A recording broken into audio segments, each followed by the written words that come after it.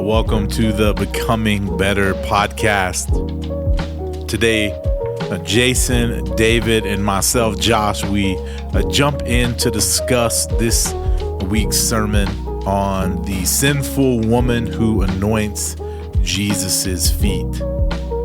As always, if you haven't had an opportunity to listen to the sermon, I just encourage you to stop this podcast right here, jump up into our other Quad City podcast just right above. You can find this week's sermon, and you can spend 30, 35 minutes listening to the sermon and then jump back in, and this conversation I think will make a lot more sense. As always, if you ever have questions or comments or just, your own feedback from the weekend in the idea of this is what this text is saying to me, our team would love to hear that. You can shoot over your questions or comments on our website, quadcity.church/podcast, and fill those in, and we'd love to hear what God is doing in your life. That's really what this conversation is all about. This conversation is about us trying to just answer those same questions as we wrestle with these texts in our own lives. And today, that's what I think you're going to hear, just us people who also have been changed by Jesus, and what does that look like? But also, then what does it look like for us as we raise kids trying to do this as well? So, I hope you enjoy the conversation. As always, thanks for listening. Let's dive in.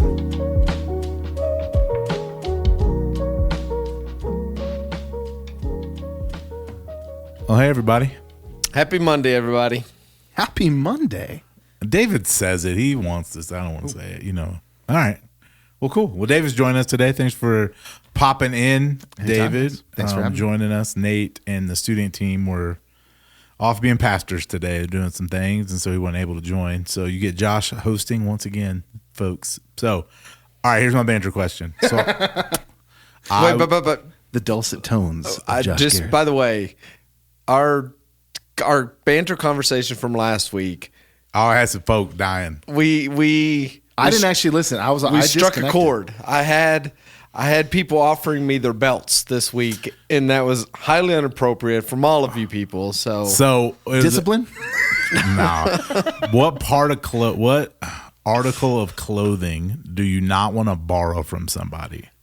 So, like Corey said underwear. Obviously. I said socks. Yep. Those are the Jason's argument was belt, because you never wash your hands before you put your belt back together. Well, more than that, you never wash your belt. So that thing soaked up years of sweat. But not just sweat. Like if you go to the bathroom, you're doing the hits the floor. Truck stop. So there's a few people who talked about that. So people came and said, I thought about bringing you a belt. And I'm like, I don't want your belt. Don't, unless it's fresh. Out the I'll take a I gotta see the price sticker on that belt. So I appreciate. So that's where we're at. I just appreciate everybody who was listening and offering me their belt, and I'm good. But I did have a few that was like, I had never thought about that. You made a compelling argument. It is a game changer. So I'm never borrowing somebody's belt anyways, but how many people in your life, in your sphere, wear the exact same size belt as you do? Not a lot. Probably not a lot of them. So, all right. So here's the band. So I'm on something, scrolling. Okay. And I see a video posted from the 80s. All right. So it was VHS. Yeah. No, it was like, I don't know how they were, just like a big old camcorder, But anyways, it was folks who were outraged that they passed the law that you couldn't drink and drive. Oh, yeah. I've seen this video. So it got me thinking, which is crazy. Mm-hmm. Like you think about that now in 2026. It's not even like I can't have a beer on the way home from work. Yeah, that's I guess people saying. before the law passed were like the law's about to go into effect. They just got the best was it was like a lady in a pickup truck with a baby just sitting in the front seat. She's got like a 6-pack of beer, and she is the seatbelt when she's going to stick that arm out like your mama did. But it got me thinking. Right, it's crazy. I said, like, you wouldn't even consider it. It's not even like it's in the top 10 bad decisions that you're like, don't ever. Yeah, but do even this, that, like you wouldn't even think about that. You shouldn't. You could do that. You don't even consider that was an option before. You know what I mean? Mm-hmm. It's so normal now. You don't drink and drive. Like it's so normal. You don't have an open Tennessee. They've got. I know. I've been to Tennessee. They got some weird law if it's like in a certain kind of cup. But anyways, so it got me thinking. That was the 80s. So all of us listen to the podcast are in here, this room, and then some of our listeners, a lot of our listeners, for sure, are probably like, oh yeah, I remember that change. What else to you is like, man, this is crazy. I grew up, and this was the norm, but now, like looking back. This is now the new norm, and I can't even believe. Like, what is that for you? Like, this seemed. I was just watching that video, going, people just were.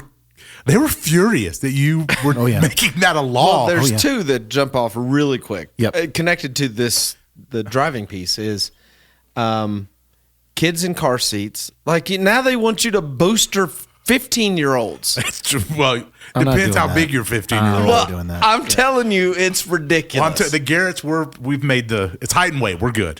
I know there's some listening in or some speaking right now whose kid may not fit some of the requirements. We're not doing that anyway. So that and then riding in the back of a truck. Is it so? What is the law in Arizona? I have no idea. Well, I actually just looked this up because we were going to hop in the back of can't remember. So somebody who works here, one of their trucks to go down to PV. Yeah. It is if you're over 18, you're good. You can ride in the back of a truck as long as you're not on a highway like a. Does 69 count? 60, no, state roads are okay. Yeah. So like 17. Interstate. 17, Interstate. yeah, on the Interstates. interstate. Yeah. Okay. You're good. Under 18, no, can't do it. Ever. It's You're not never allowed allowed. In Arizona, apparently. Yeah. Wow. Like that was Normal. okay. Go to the gas station in the back of a pickup truck. Not just okay. All right, where I lived in Central Kentucky, Harrodsburg, my grandparents lived in Northern Kentucky, Kenton County. It was about an hour and a half, 2 hours north. Bro, please tell me to not ride in the back of a truck to Kent County. Yes, 100%. That my stepdad had a pickup and literally put a camper shell on the back, put a mattress on the floor, and stuck 6 kids in the back of the pickup. Oh, yeah. Laying on and we straight up I-75 up to Kenton County. So, yeah, 6 kids on a mattress in the back of the truck. I don't think I've ever gone that far of a distance. Oh, yeah. In the back of a pickup truck. And they had the little, you remember when you had the little slider door on the back of the window? The parents Can you sit help up there and they just slide the thing, shut you out. They're like, they ain't having it. They lock you And if out. you're not lucky, you get the cigarette ash coming from the side while you're in the back there. We did same 90s. I was in the back of my dad's pickup truck from our house in Unadilla, New York, his house in Unadilla, New York, to Six Flags in Jersey. Great Adventure, is that whatever the one in Jersey is? So that's like a 6-hour drive. I was in the back. 6 hours, wild. Long time. I mean, you make stops. Yeah, like Get apple juice at the gas station. my kids like argue about being in the front seat. That's the other one. There's all these rules about like I think I always rode in the front seat. Like I don't remember. But they didn't have airbags in the 80s. That is true. Or That's the air. whole thing. None of my parents' vehicles had air. Nope. I remember like my dad drove an old Buick, no air conditioning, just hot. We listened to Marvin Gaye all the time. All the time. I mean, Marvin Gaye was it was a pretty consistent. We had different dads. Yeah, probably. Yeah. Probably. All right. What else? So cars, he's got one. What about you, David? Oh, smoking everywhere. Obviously, I remember being the first time I rode on the first flight I ever took as a kid, you could still smoke in airplanes. It is wild watching. There's an ashtray in the seat. That is of the funny arm. that there's no ashtrays in cars now.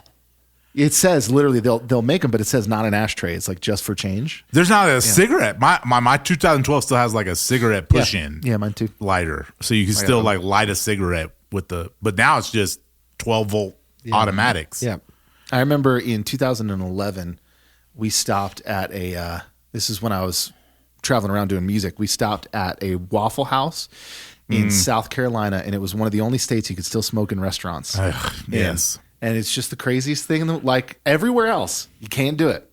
But in South Carolina, they were all for it. I mean, it's probably in that same vein. Around the same time, I was in West Liberty, Kentucky, and went to a gas station. They were smoking, and I was like, well, "That's weird." And it was not law. You were not allowed to. Actually, they had passed They just didn't care. They're in West Liberty, Kentucky. They're up in they're on the footprint of the Eastern Kentucky. They're like, we're smoking and chewing tobacco in this place. There's probably still a school nurse in my old hometown who is actively smoking in her nurse's office. I guarantee it. Like, You remember the old people, they just put it on their lips and it just flip, and they just didn't even have to ask. It would just hit the ground, right? It was just amazing. But it got me thinking. So anything else? Anything else that you go, man, this is growing up? Like flying, you mentioned flying for me. That I remember flying, and you could just go meet people on the other side of the gate. Oh, yeah. That's a huge Pre 9/11? Yeah. Oh, yeah. Huge. Like you just walked back there. You just were like, oh, hey, we're gonna go put a sign up and see so and so. Like your parents could like walk. I think that's you. coming back though, isn't it? Really? No. I mean, they might have loosened some restrictions, but they ain't. I know you can keep your shoes on. That was last year when Dinah and I flew. You didn't have to take your shoes. Not even like pre-TSA people. Yeah. Like just if you're a normie who don't want to pay that extra. I get to keep my shoes. And that, I tell you, just as you talk about nasty, you talking about your belt thing, them folk who be walking barefoot on that airport floor. No, don't do that. No. Yeah, sorry, I can't even think about that. Ugh. Don't do that. Are you looking it up? Are you Googling it? Yeah, it says there. I had just seen this. So this is an article from June 1st, 2026 on CNN. 21 U.S. airports that will let you walk to a gate without a ticket. Wow. So, I mean, you still got to go through security, though. Yeah. Yeah, it's not I think you still, the security wasn't as beefy. You used to have a ticket. You couldn't go unless you had a ticket. Yep. Security just wasn't as beefy. No, it was like somebody would look at you, and if you looked weird, they'd take you. But hey, you look good. Yeah, you look good. So it got me thinking, right? All the changes of situations, obviously, we've been through. It's just crazy. And I'm 4 decades into this thing. Yep. So how much as a kid to now is different. I mean, just the internet, just in general, right? Like it was this thing that came up that we got to see happen, and it was just a place where you could go chat to people, and now you're never disconnected. Yeah, never. Ever. And so the next post was somebody was asked if they would you take a free vacation if you couldn't take a picture or a video and post it on social media? Yes. And so this person's like mid-20s. She was like, no way. I would never do that. Where are we going? That's what I said. I was like, tomorrow. Is it tomorrow? Does it start tomorrow? Can I actually leave my phone at home? Yeah. Like, I don't even want to take it. Yeah. But it was just crazy. Like, she was like, no, I would take a free vacation if I couldn't post about it. It's just wild, bro. Like, it's just it is a different thing. Yeah, like I don't think I'd posted anything from our vacation at all. No, I didn't either. Yeah, Dinah and I have a pic on my phone of it. Like her and I took a picture like to prove that I took selfie one. With the boy in front of a one. I have one picture. Walled waterfall, but to prove I was there. It just is all those things. It was like, man, it is just, and I'm trying to be like, oh, that's back in my day, but it is crazy how it shifts so fast. Yeah. Like it just comes just so quickly for you. So I had a kid ask me about a pager last night. When I say kid, I mean a 23, right? Child, young adult. Oh, yeah, for sure. Asking me about how pagers worked and ask if it was. They were awesome. Was it like text messages? And I'm no. It was you put in a phone number and you saw a phone number and you then had to go find a phone and call the phone number. So I had a pager at like 8 or 9 years old. I had the sideways pager. The one that had a bigger screen. You've always been bougie. Oh yeah, I was like a pretty early adopter always, right? But let's go. I would be like, hey man, my mom is paging me. Can I use your home phone real quick? Like that's what. But it was like the get home. That's what I knew when the pager went off. It was like, oh man, I gotta get home. All right, boys, I'm at it. But yeah, I had a pager. A buddy of mine, best friend. We've been friends for 30 years. He was riding his bike, had my pager on him. And he fell and broke it. Michael Yates. Oh, broke my pager. Still to this day.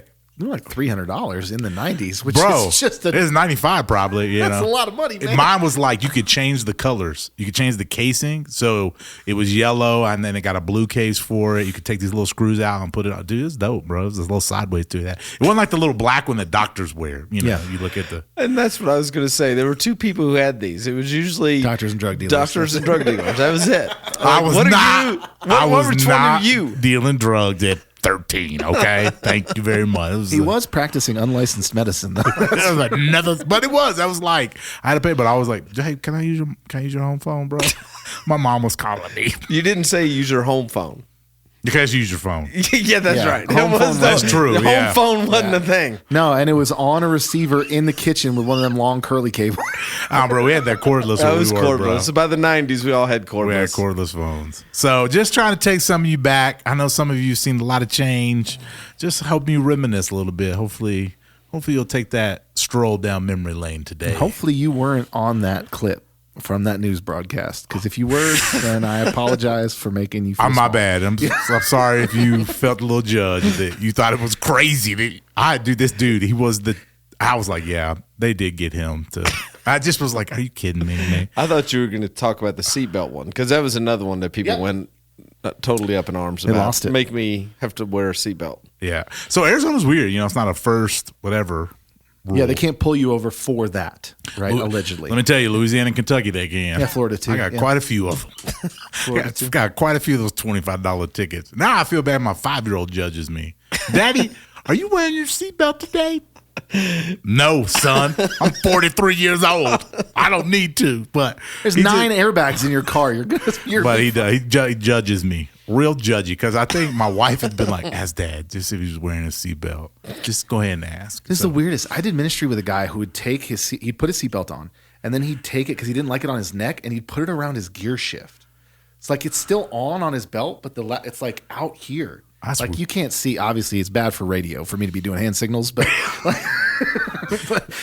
I'm like, if you get in a car accident, you're gonna die. Like that's the people who put it behind them, or the people who buckle it and then sit on it, are always the people who trip me out. That buzzing, Jason and I don't even hear it no more.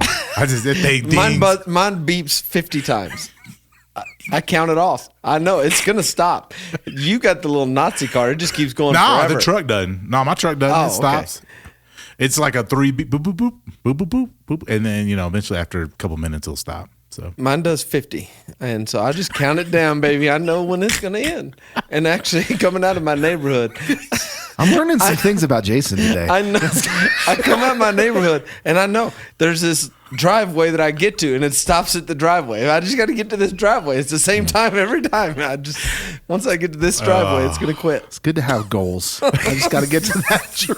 if I just make it there today, It's gonna stop. the thing that reminds me about Now- being safe will end. I usually put mine on it if I'm going on the interstate. Same. If I'm going to Phoenix, I'm like, Well, if you're going down because the there's mountain. crazies down there. there it is. So- Although I told David, I got T-boned today here. The car ran a stop sign over here on this, street coming to church. I was like, hey, didn't even look, bro. They just kept on going right through it. But all right, well, let's jump into our sermon recap from the weekend. So we were in Luke chapter 7, finishing Luke chapter 7, actually. Yeah. To Jason's point, one of the most intimate encounters of Jesus.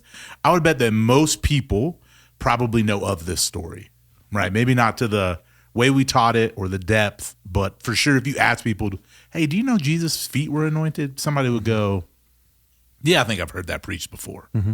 So, which is always interesting because I know, we've been doing this now, Jay, long enough that it's the familiar sermons that you always are like, man, I want to try to say something new or different or,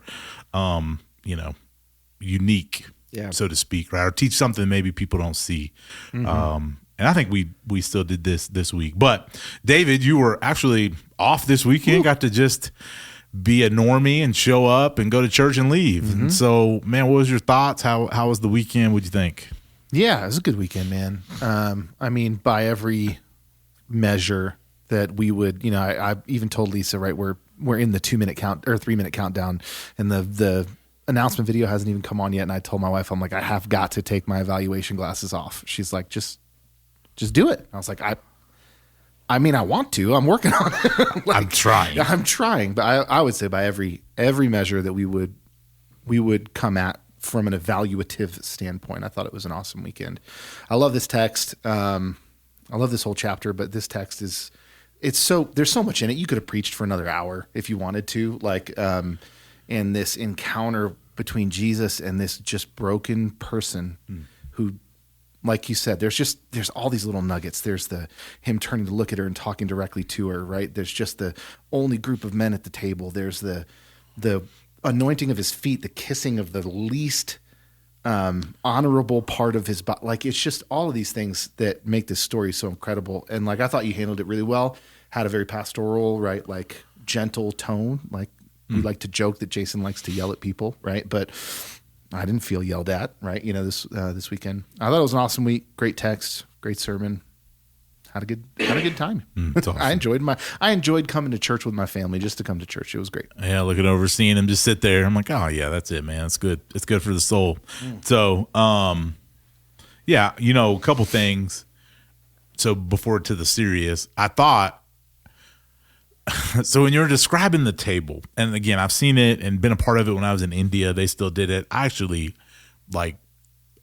stood up and like went outside and ate afterwards because I was like, man, this is so uncomfortable. Like lay on the ground and try to eat. But anyways, right? Because we were the guest of honor too, and I felt real uncomfortable with that, right? And I get it because of, you know, we were the missionaries visit, but I was like, dude, please don't put me here. Like I feel I want to be at the end of the table, man. I am not. So anyway, so it got me thinking a couple things. One, so the Last Supper scene, like Michelangelo, they're all sitting in chairs. Wrong. Wrong. Super wrong. So anybody who like imagines that, you're imagining wrong. Two, man, like why they got to just be on the left side, bro? I'm thinking all you righties are fine with this, and I'm like, got to eat with my weak hand. Real practical reason, but it's ugly and gross. I know it's what the hand you wipe with, but I don't. I'm opposite David because I'm a lefty. Okay.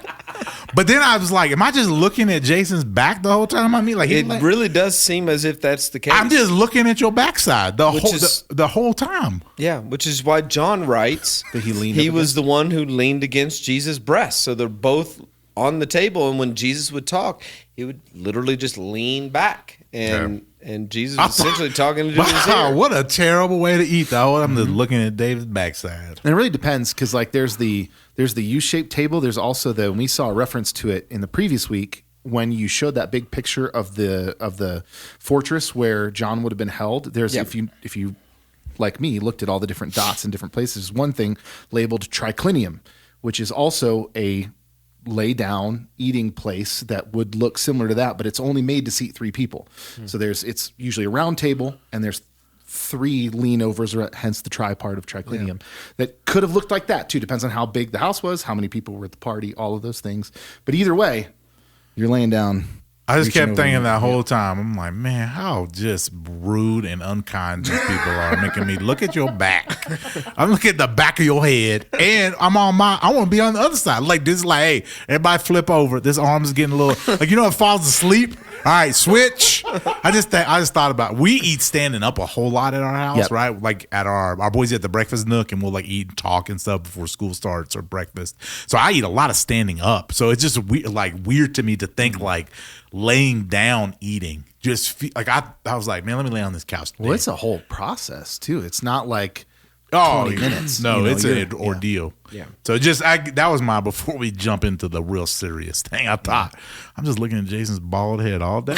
Why I gotta eat for 3 hours? Like, goodness gracious. And then you gotta talk to somebody. You gotta like turn your head, and your neck all hurting the whole time. Well, we got a little bit more head and neck to move than probably people. I just thought about it. This is the thing I think. When you listen to a sermon 3 times, you just think about some of the crazy things. That was one of the crazy things I thought about. But on a serious note, I circled a couple of the things. One was the prophet part. It's just so interesting that, you know, if this guy is a prophet, you kind of said it and alluded to it, but it's like they don't really know who Jesus is. They still are trying to figure out who this guy is. And although last week we talked about Jesus, talking about John being the prophet, the man, like it's just such a crazy stack up of interactions. But I wrote it down as like, man, they always think they know who Jesus is, but he always shatters it. Like, I just was like, man, he's like, yeah, if he really was this, and Jesus is like, man, I'm actually so much more than that. I'm going to prove it to you. So it was really good. And I loved your line around the amount doesn't matter if you can't pay it back. So just such a good truth, right? For the people who are sitting there, which I had a question we'll get to eventually, but just if you're sitting there going like, man, I don't have a whole lot. Story's not super crazy. Well, it doesn't matter if you only have $1 and you can't pay it back. If you're $1 in debt, the reality is those of us who are in Christ, you can't pay it back. Yep. So it doesn't matter how big or how wild or wretched it is. But So but I love that line. That was just really good. I thought it was a super helpful part of this story. Just that little short parable. Is this the first parable kind of Jesus tells in Luke? Is this the first one? Have we had another parable? That's a good question. I was thinking that yesterday. I was like, has Jesus told another parable? Yeah, you had the wise and foolish builders. Yeah. Okay. Yeah. So, but yeah, you begin to see this is how Jesus teaches, and it's always, generally, he usually explains what he's talking about, which he knows that we're going to be like, oh, which one are you talking about? So I loved it. This is great message. Obviously the place in which I come from, I more naturally lean to the female, right, in the story, right? I get it. I say all the time, we talk about it. I know what Jesus has rescued me from. I know who I'd be without Jesus. I see it in my family line. I got no doubt it was real easy for me to be in that place this weekend. So at least that's just me. How about you, Jay? If you had a few more minutes with anything you'd add or anything you'd make clearer for us? I don't know that there's a ton. Again, I just love the intimacy of this text. It's always drawn me in. One of the things that I alluded to it, and I hadn't spent much time thinking about it, but again, the idea that Jesus accepted this invitation from a Pharisee. And again, I started my message by saying, I don't like the idea that people have kind of pigeonholed Jesus and made him that he would reject religious people. That it just doesn't bear out in the text. But it made me, for the first time, think through this text. Was this just a setup? That maybe there was something in this that they were, again, we've already seen in the book of Luke, they were trying to look for reasons to get him in trouble. Like they're already following him around, trying to see him mess up in some way. And so it makes me wonder, was this an actual, we want to honor you, bring you to the house, or is this an excuse to get him to do something that would get him in trouble? And I'm actually leaning more toward that than I probably did even before I started this message. Primarily by the time you get to the end, he's not treated like a guest of honor. Right. They didn't do any of the things that you would expect him to, and Jesus calls him out for that. And so it makes me feel like maybe there was a setup here. Yeah. Which would be in keeping, right, with his dealings with other Pharisees in the text, right? And it's not unusual for them to try to trick him in his words, right? You think about all the trick questions that he gets asked, all of the, makes perfect sense. It's good. So the kind of the takeaway, right, was your, love, affection, devotion, worship of Jesus is based off of how much you think you need him, right? And your in line was, there for sure is some in our midst who are more identifiable to Mary, or not Mary, my bad, the woman. Yeah. Sorry, it's not Mary, but it's not Mary. Luke would have said it was. Sorry, to the woman, right? But that is somebody did come up and it is, yeah. People do think it is Mary. Yeah. And we'll address that this coming Sunday. But okay. It was not. But, because of the text that follows, I think, anyways. But you said, you kind of ended with, there's a lot more of us who are probably like Simon, who are religious and have done the right thing and have followed Jesus their whole life, don't have my wife and I talk about this all the time. She grew up in church and has that story. That's her story. She is the Simon of the story, right? I have and we've actually debated. She's like, I wish I had that. I'm like, you don't. You don't want this. You don't want baggage, and you don't want all that. I promise, you don't want this. Church kids want an interesting testimony. You don't want to try. You want a boring testimony, yeah. But so this is my question, right? How do you help from raising little Simons? Because I got a bunch of little Simons in my home. I got one who is sitting by my wife, and their personality is so the same. He's a rule follower. He's legalistic. He just is crazy. But he doesn't know life pre-Jesus, and I hope that's how it stays. Yeah. I hope it's always that way for him. I hope there is not I was in college and got a little while. I don't even want that for him. I just want normal, love Jesus your whole life. But yesterday is I easily am overcome with emotion thinking about what I have been rescued from. But if you just grow up in this and it's just normal, I get it, man. So what do you do? How do you help? Because I don't want them to experience all that. I've actually tried to rescue them from all that nonsense. So what do you do there so they don't become like a Simon? That's a great question. I don't know that there's an easy answer. At the end of the day, can I recognize the depravity of my own soul without having to act out all of the depravity of my soul? So part of what Jesus saved me from is just my own depravity, the things that potentially would have been had Jesus not been in my life when I was 5 years old. For sure. And then the second part of it is recognizing the sinfulness of my motives and thoughts and beliefs and apathies as much as my actions. Because immediately, what do we think of? We think about the sex, drugs, and rock and roll. We think about those kinds of things, and and if I didn't do those, then I'm not that bad. Mm-hmm. And I just wonder how much, if we could actually just kind of peel back the layers of our own heart and begin to see our motives and our thoughts and our attitudes and our biases, and if we just put those things out in the light and see how disgusting that is, and God saved me from that too. And I think that stuff comes naturally as you get older and you're longer in the faith. You begin to see those things more and more. How do we help our young kids to see those at a younger age? Yeah, there's something too about modeling failure well. I don't know how to say that better. There's this tremendous fear of failure. I see it in my kids, right? Like, in particularly kids who are anxious and or have like a high capacity, right? There's this huge fear of letting people down, and some of the way to take the gas out of that is by showing them that everybody lets everybody down at some point. Like even as dad, I need to ask forgiveness for my kids on a fairly regular basis because I'm not a perfect person, right? I don't expect them to be perfect. So the expectation is not that you would tiptoe this line perfectly for your entire life and hopefully by your own good grace make it to where that's never going to happen. You are going to fail constantly and at regular intervals. What do you do when you don't live up to your own expectations?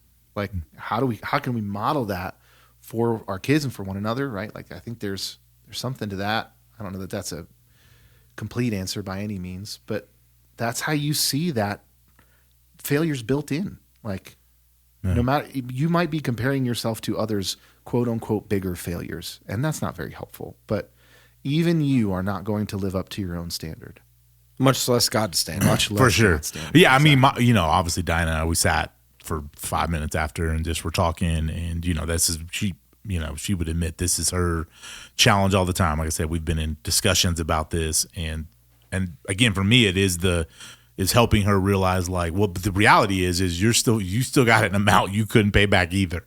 Like, for me, you know what I mean? That's what, like, I recognize my debt is probably much bigger by 100%. Like, but you're $50. You still.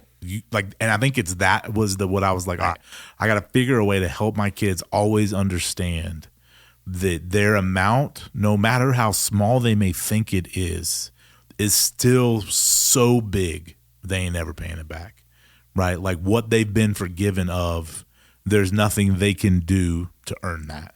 You know what I mean? Like, that's why that line of things stuck with me so much. Is like, I recognize for sure I'm got a larger debt. No, but my kids still have a debt too. Yep. And theirs isn't as big because I've tried to hopefully take away some of that for them, right? Keep them from making those poor choices. Yeah, that they actually don't even think about. That wouldn't even be like, oh yeah, this is what I'm going to do. Yeah, my debt at my oldest daughter's age is so much bigger than hers at her age. Like, if I'm just looking at just the 16-year-old, just my oldest kid, versus me at 16, my debt was much higher than hers is even. Right. And that's the hope, right? We want our kids to do better than us. Yeah, for sure. Right? We're going to hopefully raise you in such a way that you have a leg up. You can, with less difficulty, pain, frustration than we had, walk this good road of faith and discipleship and make it to the end, right? And so that's something to be thankful for. It's good, right? We want that for sure, our kids. 100%, man. But we also want them to see they still owe 50. You still owe some money you can't pay. You broke. Yeah. But again, it just is. Again, so I don't know if I had empathy for or sympathy for Simon in this moment, but I did go, I get it, man. I get why some people, it's just hard. They've always done the right thing, right? Yeah. For the most part. You know what I mean? Again, to your point, all of us are sinners, but like. They may not say it out loud, but the thought is, what do I need saving from? Yeah. And so it's just a whole different place, man. It just is for sure, just a recognition this weekend that I was like, oh, man. Whew. Man, my kids are going to fall more into the other side. Oh, boy. I don't know how to rate. You know what I mean? Like, I'm actually ill-equipped in this one. So that's just my thoughts, man. You could have a better one-on-one with the lady. Oh, for sure. Yeah. For sure. Yeah. The little religious person, I'm like, yeah, tell him, Jesus. Tell him, Jesus. Yeah, you aren't that good. It's just, it would be easier for me to go on that right. It just is, that was my thoughts this weekend, just as for sure, I know my own self and get it. But I also like, man, I got kiddos. I want them to always just be so amazed of what Jesus has done. Mm-hmm. I don't ever want them to lose that, man. I want it to be the thing. That's one of the greatest compliments when people go, man, Josh, I can just tell you love Jesus. I'm like, man, that's what I want people to say. Like, man, because I go, y'all don't realize what Jesus has done, who I could be. I see it. I know. It's not even a question. I just know all of this. So it was a great personal text this weekend, just sitting with it, wrestling with it. So I appreciate, man, the way you approached it was super helpful for at least me. So yeah, man, that's where I am. So, all right. Any other thoughts, comments, anything from the weekend that kind of came up? It's this other thing that stuck out for me, and I don't know that it would be helpful in the sermon, right? But as you're studying the word and just thinking through, man, and you did such a great job highlighting the moment where Jesus turns to recognize this woman and speak directly to her. And every time I look throughout, like I see God turn his face towards someone, right? It's always a blessing.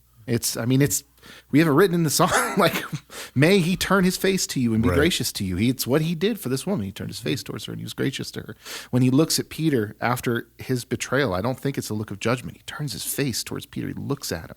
We see the first time we see this kind of, I don't know about first time, but one of the early times that this always sticks out to me is with Hagar, where she refers to God as the God who sees. He's El Roi. He sees me, right? Like this idea that I'm not important. This woman's not important, like in the grand scheme of the cosmos, but as just a person who recognized their need and their love and their dependence on Jesus, that he would give her the time of day to look at her, to speak with her, to bless her and to forgive her sins. Like, we sit in that spot. We individually, unimportant in the grand scheme of the cosmos. However, we are still given the right to be called children of God. And he wants to talk to us and look at us and bless us and let us wipe his stanky feet if we feel like that's the way that we can display our gratitude, right? It just lifts me up, this constant picture of Jesus just looking at people that nobody wants to look at. Like, it's cool. Yeah, that's it. Just another little piece. Any other thoughts? No, it's good. This coming week, we're going to get to connect with some other women, and Mary's going to pop up into our next text. It's, again, we talked about it this at the very beginning, but Luke often highlights the poor, the women, and the Gentiles. And in the last few weeks, we've had the widow at Nain. We've got this sinful woman, and we're going to have 3 more women that he's going to kind of shine a spotlight on from our text as we jump into Luke chapter 8. So get to see these women take a front row seat. Yep. Sweet. All right. Well, thanks for jumping in with us today. See you on Sunday.